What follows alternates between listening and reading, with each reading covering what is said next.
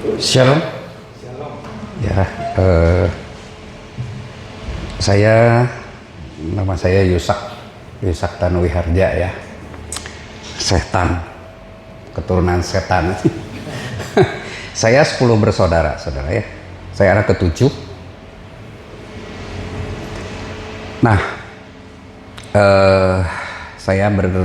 selama ini saya membantu Bapak Suherman ya, Bapak Pendeta Suherman Diharja di GPPI Sejahtera di Jalan Ahmad Yani ya, di dekat Perapatan 5. Sebenarnya saya nggak sengaja juga sebenarnya. 38 tahun saya ditanam di satu gereja. Satu saat ya sebelum 38 ya, mungkin 36an lah. Tahun berapa saya lupa. Kita kumpul-kumpul reuni setelah ada BBM atau udah WA ya? Sudah WA kelihatannya, sudah WA, zamannya WA. Kumpul-kumpul, saya juga nggak tahu.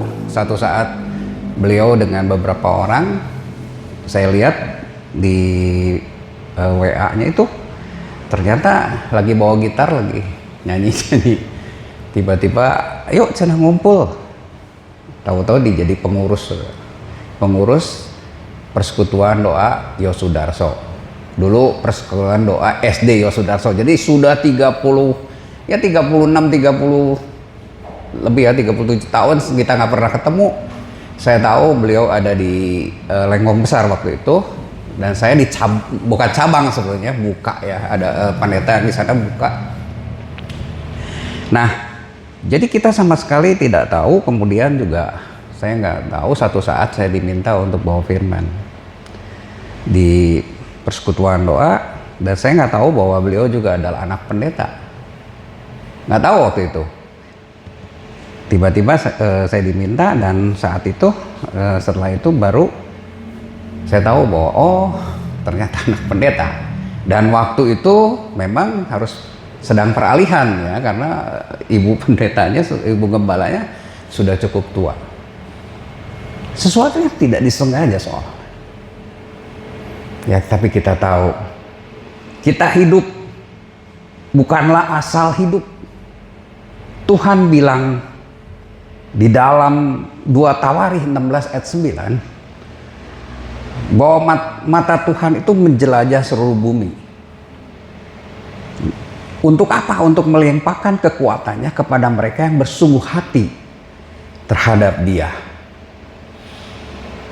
Nah, kemudian kita melihat Tuhan itu di sini dalam ayat ini, Tuhan itu selalu mencari, matanya selalu ditebarkan untuk mencari orang yang hatinya itu sungguh-sungguh berharap kepada Dia, yang sungguh-sungguh mau datang kepada Dia. Hanya kondisi hati, bukan jabatan yang Tuhan mau. Bukan mata Tuhan bukan hanya melihat orang-orang yang ada di ladang Tuhan. Mungkin dia sebagai pelayan Tuhan, sebagai hamba Tuhan. Tetapi Tuhan melihat hati yang mau berkomitmen untuk menyenangkan hati Tuhan, melaksanakan kehendak Tuhan di dalam kehidupannya. Kita tinggal belajar menangkap tatapan mata Tuhan, apakah ditujukan kepada kita. Kalau kita bisa menangkap tatapan mata Tuhan ketika Tuhan matanya menjelajah, melihat hati-hati orang yang berkenan kepada Dia, maka ada kuasa ya, ada kuasa, yaitu Tuhan akan menunjukkan kepada kita momentum ilahi dalam kehidupan kita. Saya dilahirkan dari keluarga Kristen. Dari kecil saya memang sudah Kristen, masih anak-anak saya suka antar emak saya ya, jadi nenek saya ke gerejanya Pak Suherman ini di Lengkong Besar 9. Saya sering main di kolong gitu, di kolong kursi gitu ya, masih kecil saudara. Kemudian ikut persekutuan dibawa sama ibu saya, persekutuan dibawa di sekolah minggu kan, ya di beberapa gereja. Tapi kelas 6 SD tahun 78 itu saya lompat ikut katekesasi jadi Katolik. Jadi saya sempat terhilang, ya, maksudnya pindah, tercabut dari kekristenan. Saya berpikir waktu itu saya ingin masuk ke Aloysius karena saya memang pendidikannya selalu di Katolik, SD Yos, SMP Yos. Waktu itu saya mau ke SMP Aloysius, itu ajakan saudara saya yang teman saya juga, dan saya berpikir akan lebih mudah kalau saya Katolik. Mulailah saya masuk ikut katekesasi di Baptis, dan saya rajin lah ya ke gereja, rajin, memang itulah kondisi. Tapi ya begitu, masih anak-anak, sering di belakang main, sering ganggu orang ibadah, padahal di Katolik nggak boleh ribut ya. Sampai saya SMP nggak jadi ke Aloysiusnya, masuklah SMP Yos juga. SMP saya mengenal seorang, dekat dengan orang yang ternyata adalah anak dari seorang pengerja waktu itu di Lengkong Besar, yang akhirnya jadi gembala saya. Saya dekat dengan dia, saya sering main ke rumahnya. Baru Tuhan mengambil saya kembali, yang saya juga tidak mengerti. Mengambil saya kembali dari Katolik, masuk kembali ke aliran Pentakosta. Ketika ayahnya membuka gereja, waktu itu saya lagi main. Saya nggak diajakin dan nggak gimana, tapi waktu itu lagi main. Cuman waktu itu mau buka, jadi dikasih tahu, kamu datang ya sore. Ya Om, ya. Saya ikut. Tidak diketahui juga, di sana juga langsung ada sekolah minggu. Satu saat seorang yang memang bisa bermain musik, ya, kemudian ya jadi guru sekolah minggu, tahu-tahu nggak bisa, saudara. Saya waktu itu sempat main gitar di sekolah, dia tahu, kemudian saya disuruh. Waktu itu bisanya C, dan saya semua paksa main di C semua ya. Bisa dibayangkan harus gimana. Tapi setelah itu Tuhan tanam saya di situ. Belajar saya banyak di situ ya. Mulai ikut doa, PA, kemudian ya doa juga macam-macam karena waktu itu masih kecil seperti ini. Rumah kecil gitu ya. Kalau orang bilang dukdek, diadu dengkul juga saudara ya. Susah, saya punya gambarnya ya. Foto-fotonya masih kecil, rumah kecil, dibongkar gitu. Nah, jadi Tuhan tarik kembali saya menjadi pelayan Tuhan. Sampai akhirnya menjadi guru sekolah minggu tanpa disengaja. Menjadi pemimpin pujian, pemain musik, ya, berkembang di situ. Saya mulai banyak belajar. Saya nggak sengaja juga akhirnya setelah saya Tuhan kasih kemurahan untuk bisa sekolah, ya, pendidikan S1, kemudian dikasih lagi beasiswa menjadi S1 lagi, ngambil di Unpad. Waktu itu di Parahyangan, masuk di Unpad, akuntansi karena pekerjaan saya. Kemudian sekolah lagi di tahun 2011 saya masuk ke hukum di Unla, dibiayai juga.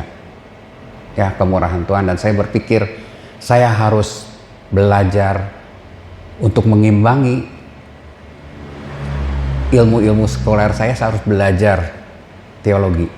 Ya, sebelumnya saya belajar hanya ikut-ikut kursus-kursus yang diadakan di Tabernakel sampai SPT ya waktu itu.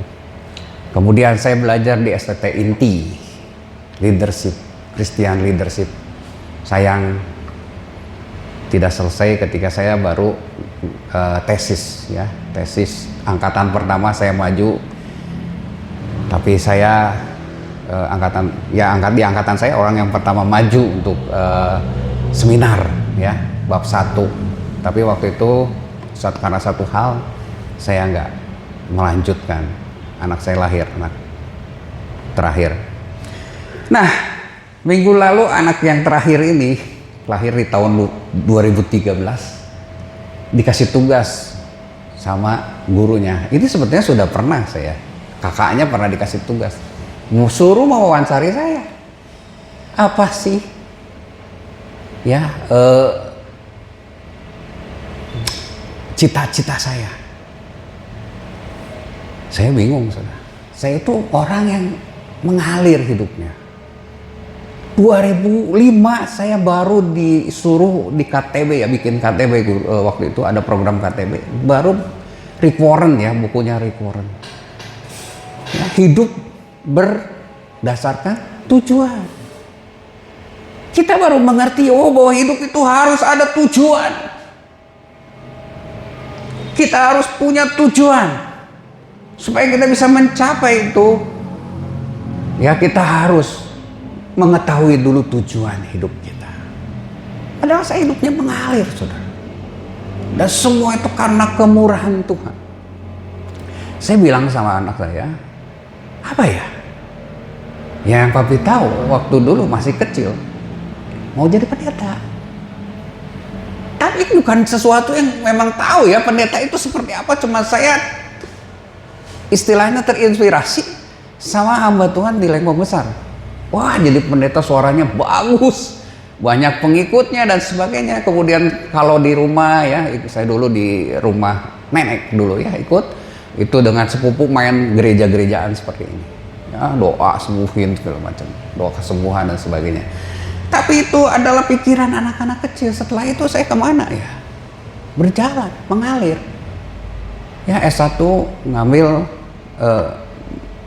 ya karena takut matematik saya ngambil di FISIP, administrasi niaga. Karena pekerjaan sekolah lagi di akuntansi. Karena pekerjaan juga kemudian masuk ke hukum. Ya. Dan karena keinginan saya bukan untuk jadi hamba Tuhan atau jadi pendeta, tapi saya mau mengimbangi ilmu-ilmu sekuler saya. Saya mau sungguh-sungguh belajar tentang kebenaran firman Tuhan karena saya guru sekolah minggu. Maka saya masuk ke STT Inti walaupun tidak selesai. Kalau kita melihat kehidupan kita, Tuhan punya rencana dalam hidup kita. Bahkan Yeremia bilang ya di dalam Yeremia 1 ayat 5, sebelum aku membentuk engkau, Allah ini yang bilang ya, sebelum aku membentuk engkau dalam rahim ibumu, aku telah mengenal engkau. Dan sebelum engkau keluar dari kandungan, aku telah menguduskan engkau. Aku telah menetapkan engkau menjadi nabi bagi bangsa-bangsa. Sebelum kita dibentuk, sebelum kita ada di dalam kandungan, keluar dari kandungan, Tuhan sudah menetapkan tujuan hidup kita yang sering kali kita tidak tahu. Kita tidak mengerti. Sekarang ada banyak buku yang berjudul untuk apa kita hidup? Untuk apa kita hidup? Dulu nggak pernah, karena saya juga nggak pernah punya biaya untuk beli buku dan sebagainya. Ya sekarang balas dendam, saudara ya, buku banyak sekali saya beli. Ya saya senang belajar, ya pembelajar disebutnya. Dan saya mulai belajar banyak. Saat ini tahun 2020 saya juga tidak disengaja bergabung dengan Yayasan Mission Care Bandung menjadi pengurus. Ogah-ogahan sebetulnya saya. 2020 lagi pandemi. Cuek-cuekan, tidak pernah ke sekretariat. Ada alasan, nggak bisa kumpul-kumpul. Baru tahun 2022 saya mulai lihat-lihat. Saya mulai ke daerah, ngelihat hamba-hamba Tuhan yang kita bantu. Ya, ke Cirebon kemana. Baru saya mengerti, oh Tuhan punya maksud. Saya senang baca, Tuhan punya maksud. Tanpa disengaja saya juga ditempatkan. Sekarang ini tadinya pengawas. Nah, pengawas nggak ada kerjaan, saudara. Jadi ada alasan saya nggak aktif juga.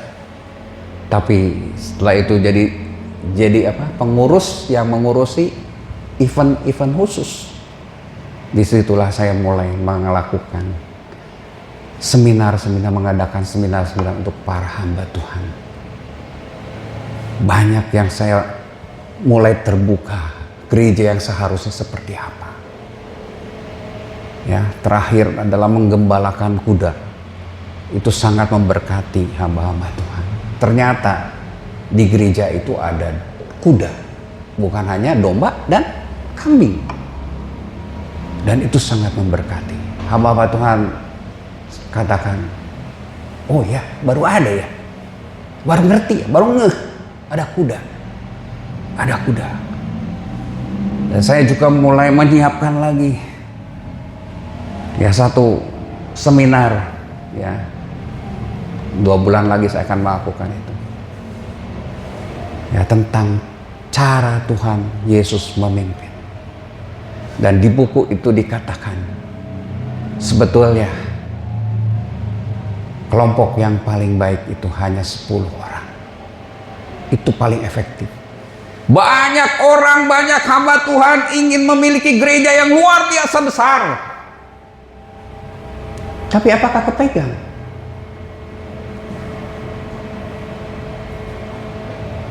Tuhan ingin dan Tuhan percayakan kepada hamba-hamba Tuhan.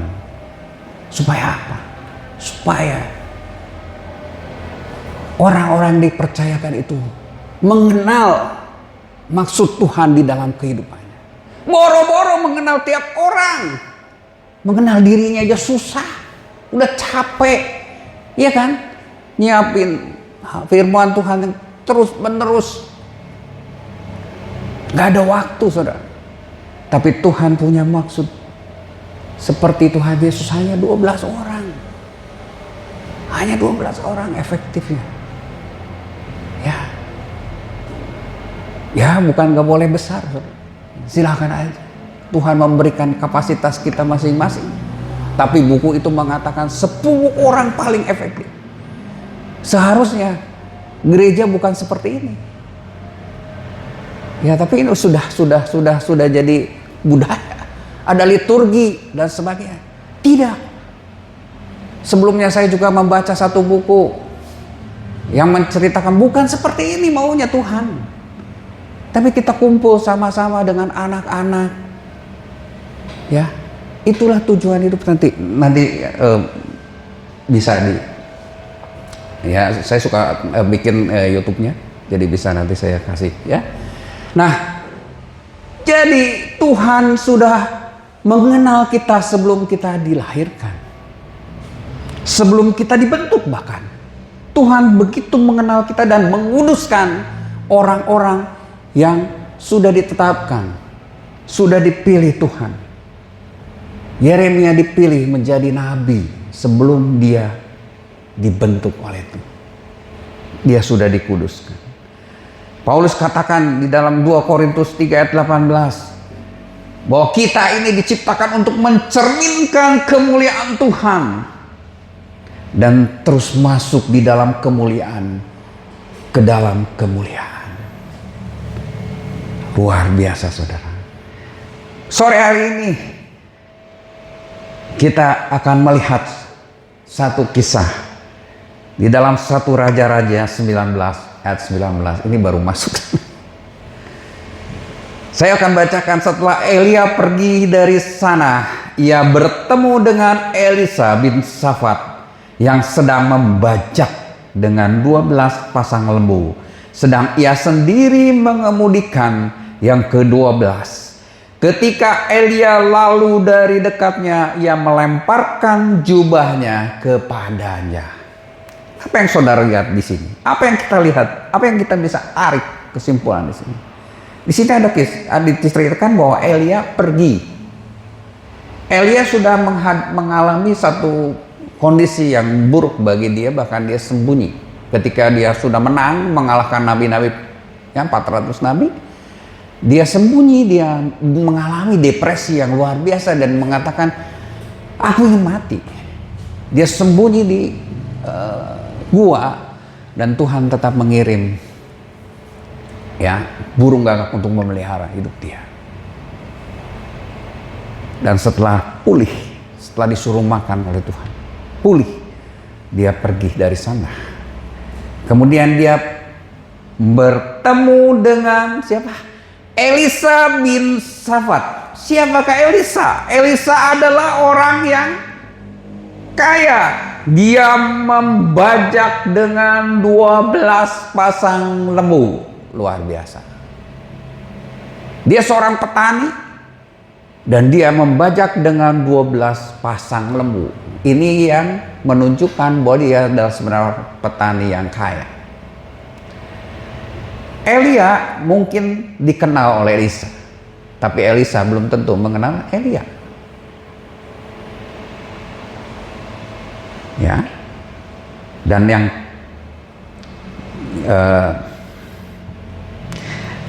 harus kita perhatikan di sini, Elisa sedang melakukan pekerjaannya, yaitu membajak, dan dikatakan di sini dia sendiri mengemudikan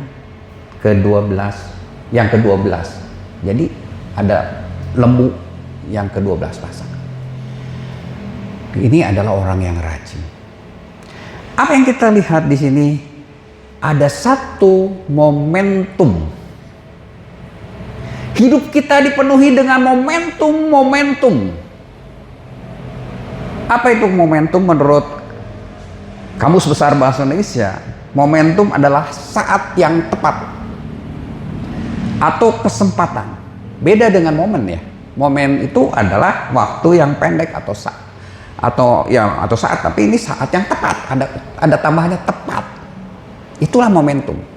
Seringkali kita kehilangan momentum dalam kehidupan kita karena kita tidak bisa memandang atau tidak bisa melihat momentum itu. Bahkan kita seringkali, manusia itu seringkali mencari momentum sendiri. Padahal kalau kita lihat di sini, Tuhanlah yang memberikan momentum. Kembali kepada kisah ini. Elia pergi dari sana, ia bertemu dengan Elisa bin Safat yang sedang membajak dengan 12 pasang lembu. Ia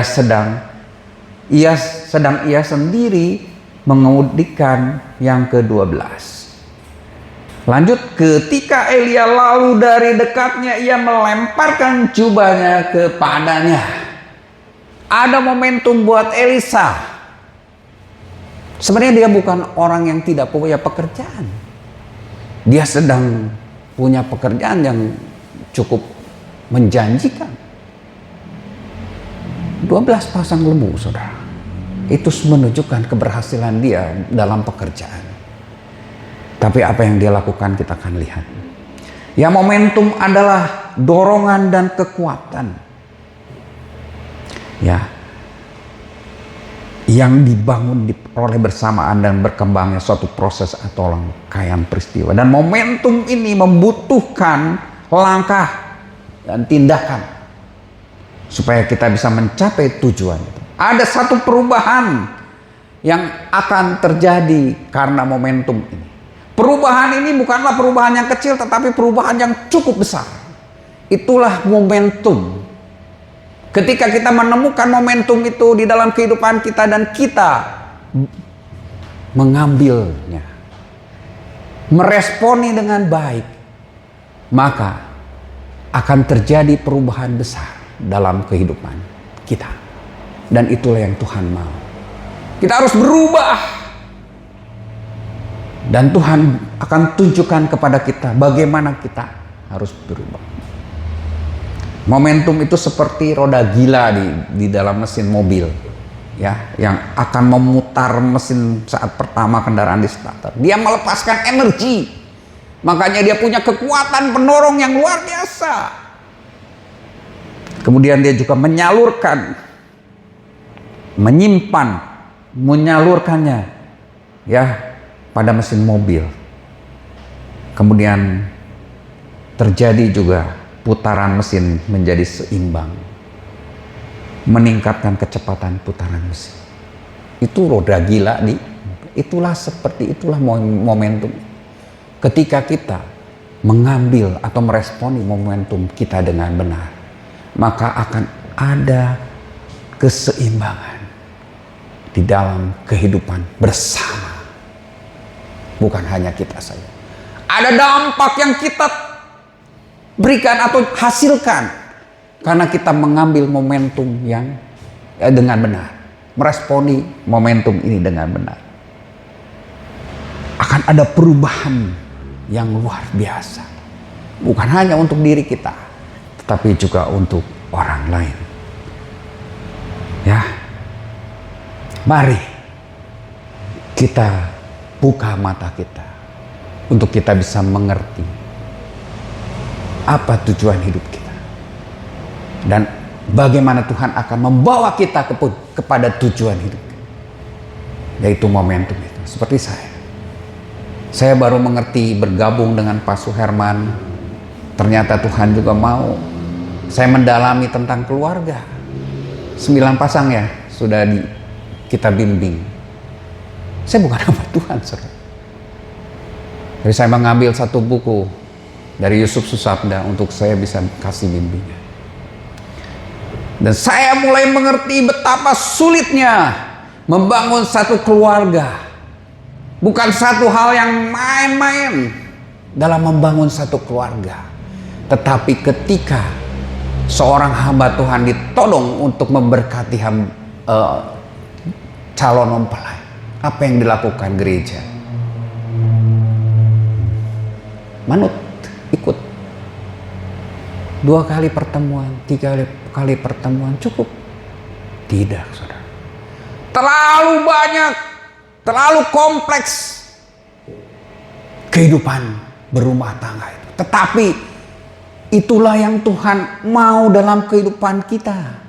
Kita berumah tangga, kita menjadi keluarga atau membangun keluarga yang mencerminkan bagaimana 2 orang saling mengasihi, 2 orang saling mencintai, seperti hubungan kita dengan Tuhan. Tuhan sebagai suami, kita sebagai istri. Ya, saya sampai sempat bilang kepada hamba-hamba Tuhan di Mission Care, tolong perhatikan mengenai perkawinan ini. Bimbing mereka dengan sebenar-benarnya, sebagaimana seharusnya. Jangan dianggap main-main, saudara. Perlu dibimbing untuk mengerti apa tujuan pernikahan, apa yang Tuhan mau dalam satu pernikahan. Karena banyak, sampai hamba Tuhan sekalipun banyak yang gagal, saudara, di dalam membangun pernikahan. Ya, memang semakin lama anak saya yang sering ikut ya dengar saya bawa bimbingan sampai ketakutan mau menikah itu. Bahkan anak saya bilang, waduh, gereja harus merubah pola pengajaran, harus ada kelas-kelas sebelum saya memilih pacar. Harusnya sudah ada bimbingan, harus memilih pacar itu seperti apa, jangan sampai salah pilih. Ya, memang Tuhan memiliki tujuan di dalam kehidupan kita masing-masing. Kalau kita peka terhadap tujuan Tuhan dalam hidup kita dan kita menangkap momentum-momentum yang Tuhan berikan untuk mencapai tujuan itu, maka hidup kita adalah hidup yang berkemenangan sesuai dengan apa yang Tuhan mau. Kita adalah umat pemenang. Kita akan mencapai tujuan kita. Mazmur bilang, ya, Tuhanlah yang membentuk buah pinggangku, menenun aku, kejadianku dahsyat dan ajaib. Jadi nggak sembarangan Tuhan itu menciptakan kita. Efesus 3 ayat 10 katakan, kita ini buatan Allah dan buatan yang harus melakukan pekerjaan baik, dan pekerjaan baik itu juga sudah dipersiapkan Tuhan sebelumnya. Luar biasa. Ya, bukan kemauan saya untuk saya juga tetap di satu, ya, kembali di gereja, itu enggak. Tapi semuanya adalah ketidaksengajaan soal. Tapi Tuhan memang memiliki tujuan dalam hidup kita. Tanganmu lah yang membentuk aku dan membuat aku. Efesus 2 ayat 10. Tuhan yang begitu luar biasa, yang besar, itu yang menciptakan kita, membentuk kita, mendanani kita, menenun, menyatukan ya kita dari potongan-potongan kehidupan kita. Jadi kita ini bukan ledakan yang sembarangan, ledakan kosmik dan sebagainya. Bukan sekedar pencampuran DNA, bukan suatu kecelakaan. Ya, walaupun memang mungkin orang tua kita menikah karena MBA mungkin, tapi semua itu sudah Tuhan tetapkan dalam kehidupan kita. Tinggal kita buka mata kita. Kita tangkap momentum yang Tuhan berikan. Momentum apa? Momentum ilahi yang Tuhan berikan kepada kita. Ya. Jadi Sang Pencipta ya yang juga akan memberikan nilai dan tujuan kepada yang diciptakannya, kepada kita semua. Tidak ada yang tahu siapa dirinya karena ia terpisah dari kebenaran tentang kepunyaan siapa dia ketika kita mengatakan hidup saya adalah hidup saya. Mazmur 14 ayat 1 mengatakan orang bebal yang mengatakan tidak ada Allah. Ya seringkali orang berkata, saya mah ya hidup gimana saya. Ya tetapi Tuhan katakan bahwa Tuhan sudah menanamkan rencana di dalam hidup kita masing-masing. Bukan sesuatu yang atau terdiri atau berasal dari ketidaksengajaan, kecelakaan dan sebagainya.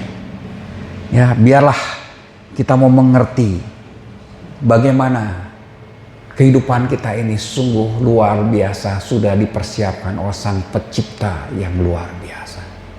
Tuhan kita sudah rancangkan, dan rancangan Tuhan itu luar biasa dalam kehidupan kita. Dan kita semua diciptakan secara unik. Masing-masing memiliki kemampuan yang berbeda satu sama lain. Fisik pun berbeda. Orang yang kembar, saya punya kakak kembar. Kalau saya tahu, kemudian anak pendeta saya juga kembar. Saya juga waktu itu nggak begitu jelas. Ini hampir sama, ini mungkin satu telur ya kalau itu ya, identik satu telur. Tapi kakaknya karena saya sering pagi-pagi habis doa pagi itu naik ke atas, tidur di atas, dia bilang ini sih ini kakaknya tahu dari jalannya beda. Kalau saya nggak tahu, saya tahu-tahu udah berapa tahun ke belakangnya, sudah bergaul berapa tahun di situ. Kakak saya juga sama, memiliki hal yang berbeda walaupun kembar identik. Jadi kita memiliki keunikan masing-masing. Kita diberikan talenta, hikmat, karunia yang berbeda. Dan semua itu sudah ditanamkan oleh Allah, dirancang secara ilahi. Dan itu semua adalah kepunyaan kita. Jadi jangan sampai kita juga menginginkan seperti orang lain. Saya mau jadi seperti dia. Saya melihat hidup saya ini kok begini. Kenapa? Saya tidak seperti dia. Biasanya memang rumput tetangga lebih hijau. Tuhan mau supaya kita tidak bertanya. Ya, satu ayat mengatakan, apakah yang diciptakan itu berhak untuk bertanya? Mengapa engkau menciptakan aku seperti ini? Itu semua adalah haknya Tuhan, hak prerogatif, tidak bisa diganggu. Ya, Tuhan mau supaya kita bisa menerima diri kita karena yakin bahwa kita memiliki, masing-masing memiliki karunia yang berbeda-beda. Saya bisa Ya saya sendiri bisa melihat kehidupan saya. Saya ini orangnya minder, saudara. Dulu boro-boro ngomong begini, saudara. Saya kelas 6 SD itu senang pada seseorang, ya, seorang wanita, anak perempuan, ya. Dulu belum ini. Mau ngomong aja susah, setengah mati, saudara. Tuhan tahu itu, tahu. Saya nggak tahu mau bisa bicara seperti ini, saudara. Bahkan saya bicara di depan hamba-hamba Tuhan yang memang kerjaannya bicara. Yang mungkin kalau menilai, kamu mau bicaranya kurang, bisa. Saya nggak ngerti kan, masih terlalu jauh nyampe ke situ. SMP, rumah saya dekat dengan sekolah. Tuhan kirim dua orang wanita, ya, wanita, perempuan, anak perempuan, sekelas. Salah satunya adalah pacar anak pendeta saya. Datang ke rumah, Yusak, kayak gitu ya, saudara. Saya mau nggak mau jadi deket sama dia, sering nganter dia ke rumah anaknya pendeta, sampai istri ya atau ibu gembala bilang, lucu ya si Yusak, gitu. Itu masih pakai celana pendek ini, pacaran, padahal anaknya pacaran, saudara. Jadi Tuhan memang sudah siapkan sedemikian rupa kondisi saya. Saya nggak tahu kenapa bisa ngajar sampai 38 tahun ngajar sekolah minggu. Ya. Tapi ketika ada beberapa hal yang Tuhan percayakan dan saya lakukan itu dengan sungguh-sungguh, yang saya tahu saya harus melakukan itu, saya sungguh-sungguh melakukannya. Apa yang terjadi ya seperti inilah jadi. Banyak orang bilang sekarang, kamu punya karunia yang berbeda. Hamba Tuhan juga bilang, kamu punya karunia yang berbeda. Tidak semua orang punya. Setiap, ya saya nggak ngerti juga, tapi ini menguatkan saya bahwa Tuhan memang mempunyai rencana tersendiri dalam hidup saya. Istri saya dengar khotbah saya bingung, terlalu muter-muter, terlalu detil. Tapi beberapa yang dengar saya, khotbah kamu bukan khotbah, tapi kamu ngajar dan detil. Tapi jelas, dikatakan jelas, saya nggak tahu ya itu penilaian, tapi itu membuat saya juga lebih tahu, oh maksud Tuhan seperti itu. Ya, tidak semua hamba-hamba Tuhan di Mission Care bilang, tidak semua Pak yang punya karunia seperti Bapak.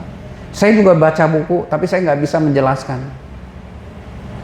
Padahal saya selama kuliah, saudara, berapa tahun, ya 3 perguruan tinggi, 4 jadinya dengan di STTNT, nggak pernah nanya, saudara. Dari kecil nggak pernah nanya, denger diem. Ya, tapi Tuhan sudah tunjukkan kepada saya banyak momentum yang saya langsung ambil dan Tuhan pakai mulut saya, apa yang sudah saya baca dan sebagainya itu menjadi berkat buat orang lain, buat hamba-hamba Tuhan. Saya bukan gembala, saya bukan pendeta yang belajar secara teratur, ya, dan hidupnya selalu di gereja, menggumuli firman Tuhan tiap hari. Enggak, waktu saya terbatas.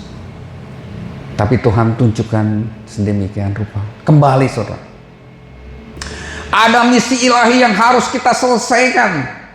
Oleh sebab itu jangan biarkan apapun melintang di antara kita dan tujuan kita. Kita harus buang setiap halangan-halangan yang akan mengganggu kita dari momentum-momentum yang Tuhan sudah berikan dalam hidup kita. Tetapi kita harus bersiap menyambut momentum. Kembali kepada kisah di dalam 1 Raja-Raja 19 ayat 9a. Setelah Elia pergi dari sana, ia bertemu dengan Elisa bin Safat yang sedang membajak dengan 12 pasang lembu. Sebenarnya Tuhan sudah memberitahukan kepada Elia bahwa ada seseorang yang namanya Elisa yang harus dia urapi menjadi pengganti dia. Di dalam ayat 16 dikatakan juga, Yehu cucu Nimsi haruslah kau urapi menjadi raja atas Israel, dan Elisa bin Safat dari Abel Mehola harus kau urapi menjadi nabi menggantikan engkau. Maka siapa yang terluput dari pedang Hazael akan dibunuh oleh Yehu, dan siapa yang terluput dari pedang Yehu akan dibunuh oleh Elisa.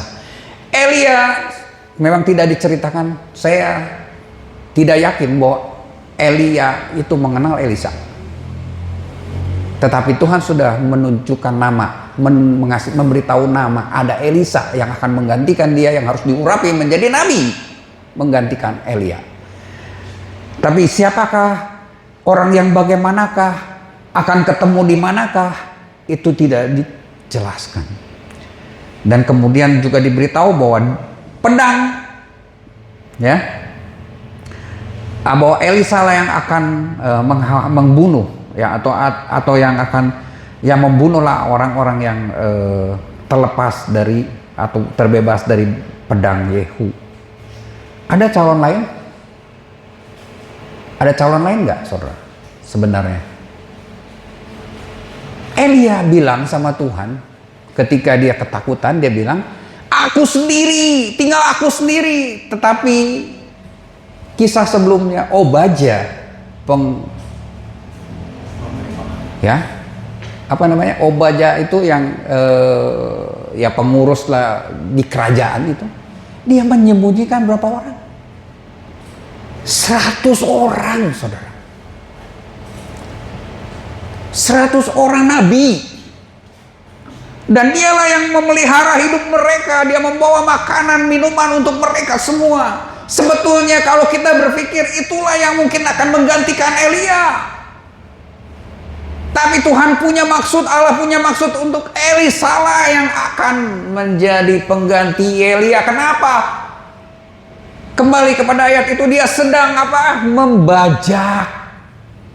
Dia sedang mengemudikan sendiri sapinya. Dia sedang melakukan tugas dia.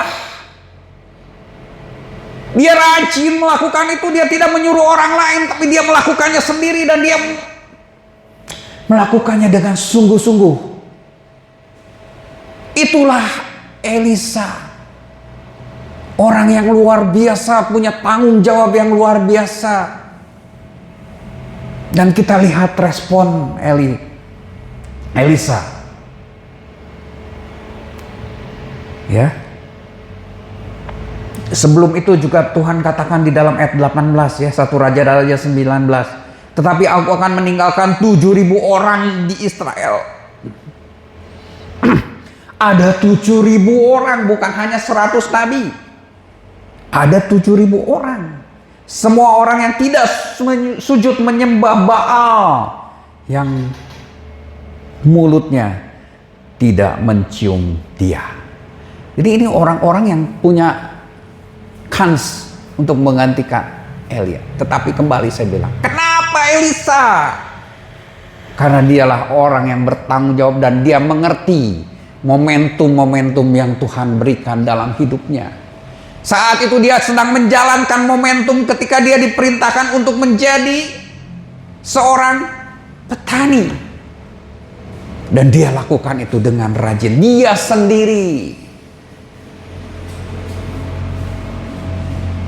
Dia tidak pernah memberikan atau melemparkan tanggung jawabnya kepada orang lain untuk melakukan pekerjaan yang Tuhan sudah berikan kepada dia.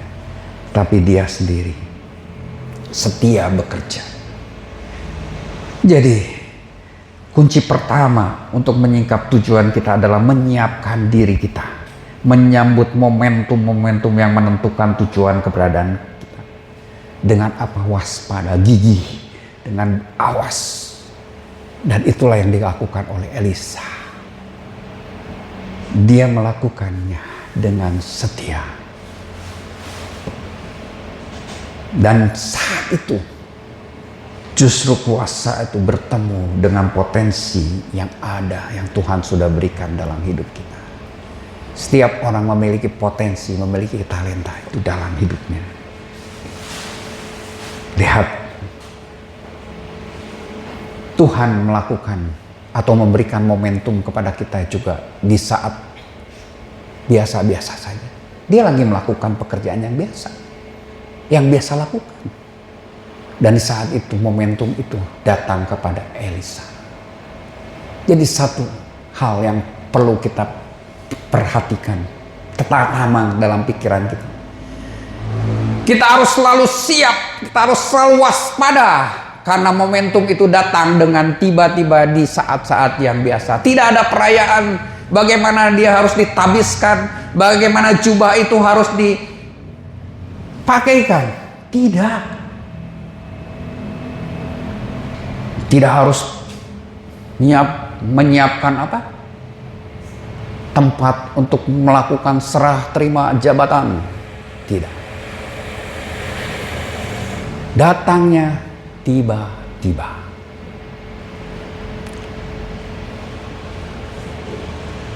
Dan satu hal yang kita lihat, respon yang baik itu yang Tuhan mau. Apa yang dilakukan oleh Elisa?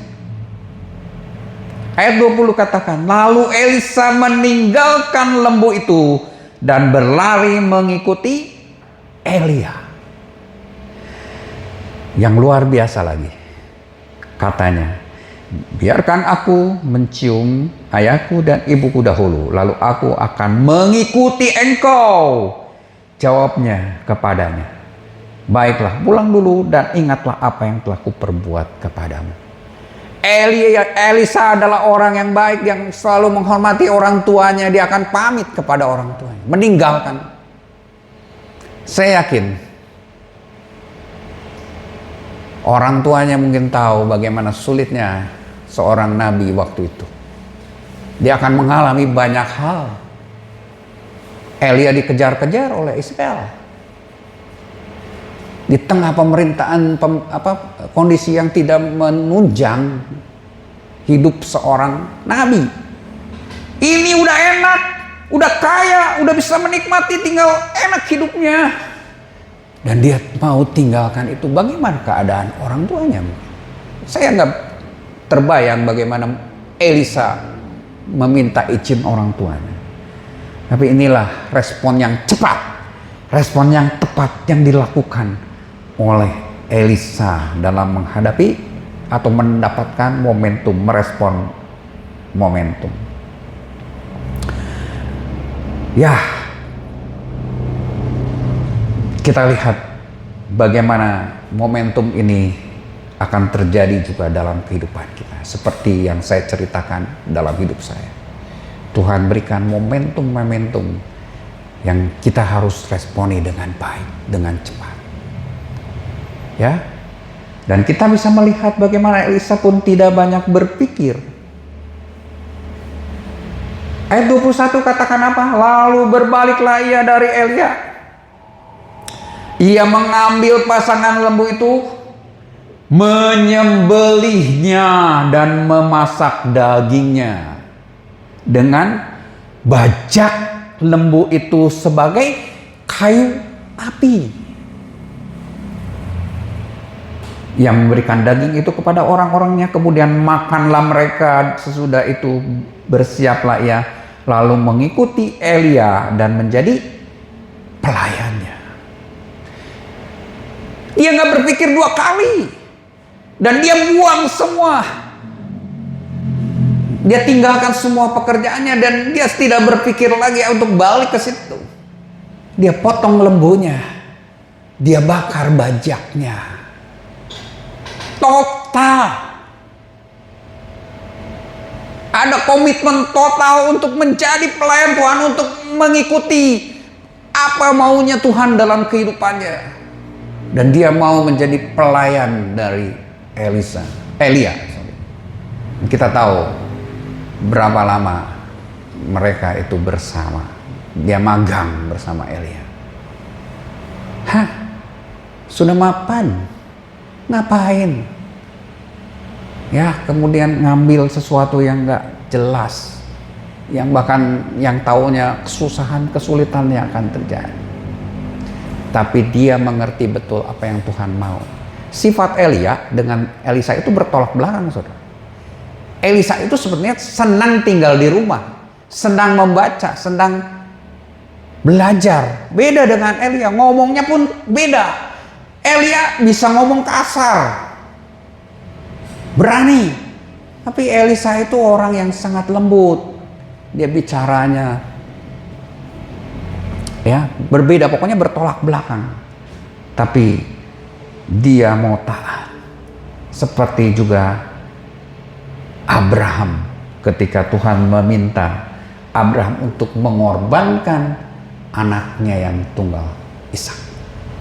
Tanpa menunda waktu, pagi-pagi benar, di sini dikatakan di dalam Kejadian. Ya, keesokan harinya, pagi-pagi bangunlah Abraham. Ia memasang pelana keledainya dan memanggil 2 orang bujangnya beserta Ishak anaknya. Ia membelah juga kayu untuk korban bakaran itu. Lalu berangkatlah ia dan pergi ke tempat yang dikatakan Allah kepadanya.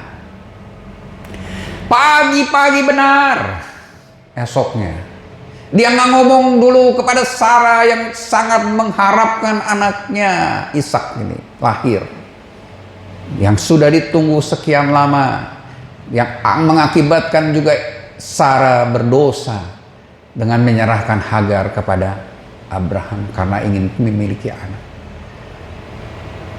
Abraham melakukan apa yang Tuhan mau dalam kehidupannya, mengambil momentum itu dengan benar, dengan cepat. Dari situlah Abraham sebut Bapa orang percaya. Milikilah iman Abraham. Dan kenapa harus cepat? Karena momentum adalah sesuatu yang jauh lebih mudah untuk hilang. Ketika kita tidak mengambil momentum dengan benar, maka momentum itu hilang.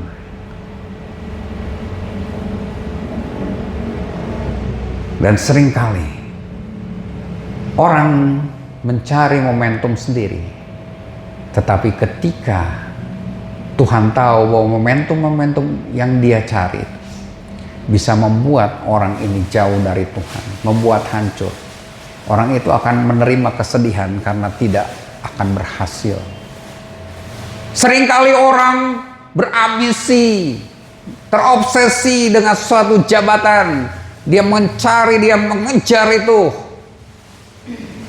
tapi akhirnya kecewa karena Tuhan tidak mengabulkan, tidak memberikan berkat untuk apa yang dia ingin capai. Sebenarnya kita bersyukur kepada Tuhan karena Tuhan tahu Tuhan akan melindungi kita dari hal-hal yang buruk. Momentum tidak perlu dikejar, karena Tuhanlah yang akan memberikan. Tugas kita buka mata kita, tatap momentum itu. Tuhan akan berikan seperti Elia yang menjadi momentum buat Elisa. Hanya dengan lewat dia lemparkan itu.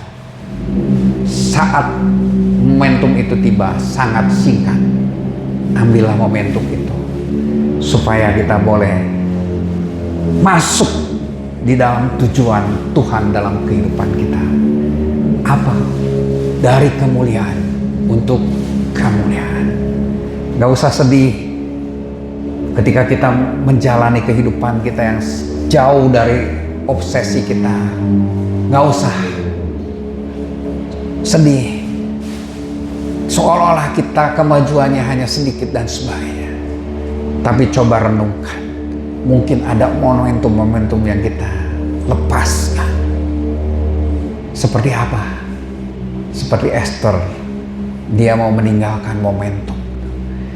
Esther 4 ayat 14 katakan, sebab sekalipun engkau pada saat ini berdiam diri saja, bagi orang Yahudi akan timbul juga pertolongan dan kelepasan dari pihak lain, dan engkau dengan kaum keluargamu akan binasa.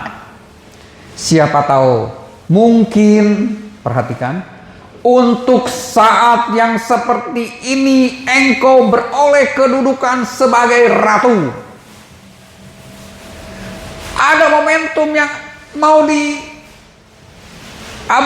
oleh Esther. Ketika Mordekhai melihat bagaimana orang-orang Yahudi itu terancam untuk dibinasakan semuanya, dan dia datang kepada Esther yang dibimbing dia, yang dipelihara dia dari kecil, Dia katakan, tolong kamu datang kepada raja, katakanlah kondisinya seperti ini. Keselamatan itu tergantung dari omonganmu terhadap raja. Tapi Esther melihat kesulitan, Esther melihat halangan. Kalau aku datang tanpa dipanggil raja, aku pasti mati. Tapi kata-kata ini mengingatkan, kau harus ambil momentum itu. Inilah momentum di mana Tuhan akan memakai engkau menjadi pembebas orang-orang Yahudi. Inilah tujuanmu. Kenapa engkau jadi ratu saat ini? Untuk membebaskan orang-orang Yahudi. Seringkali hidup kita juga seperti Esther, terlalu banyak alasan sehingga kita melepaskan momentum-momentum yang kita sudah terima, yang Tuhan berikan buat kita. Tuhan mau waspada karena momentum itu cepat datangnya. Ambil secara cepat, responi dengan tepat, maka engkau akan menjadi seperti apa yang Tuhan mau dalam hidupmu.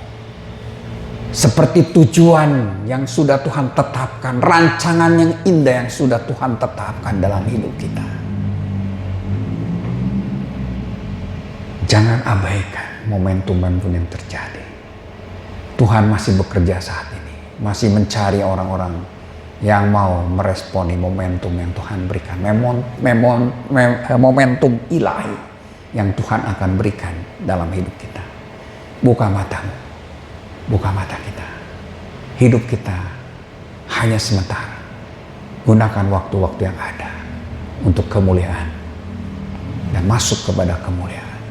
Itulah yang Tuhan mau dalam hidup kita. Mari kita nyanyikan lagu Hidup Ini Adalah Kesempatan.